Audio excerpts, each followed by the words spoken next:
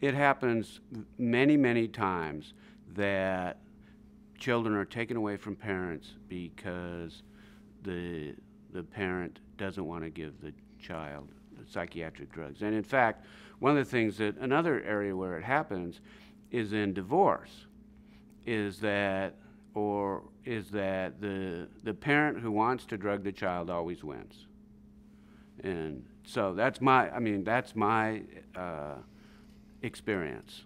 I don't really practice in the area, but I've heard story and story again, and it's because there's this myth about that these drugs are essential for these children, and people aren't thinking, people aren't looking at what's going on, that these children, it's not helping these children aren't getting better. Now the stimulants will cause a child to focus, lots of times just for short term, and then the brain adjusts to it, and then they go off and then they give them more drugs, and anyway, it's a really vicious cycle.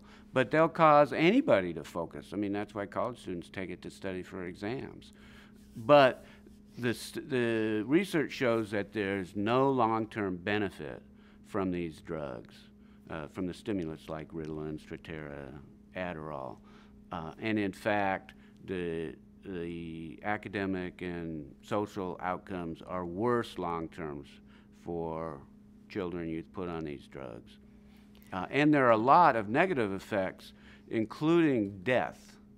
They are very hard on the cardiovascular system, and there's this, one of the side effects of the stimulants is sudden cardiac death.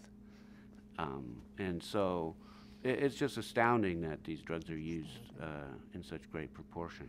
I ran into someone I went to grade school a few years ago in an airport, and she's a school psychologist, and we were talking. She says, "Well, you know, I'm one of these psychologists. You know, one of these people that suggests that children go get drugs." And I said, "Well, how can you justify giving these harmful drugs to children?" She says, "Well, the class sizes are too big, and it's the only way that the teachers can cope with it." And I said, "Well, how can you justify?" I repeated myself. How does that justify giving these harmful drugs to children? She said, "Well, the class sizes are too big."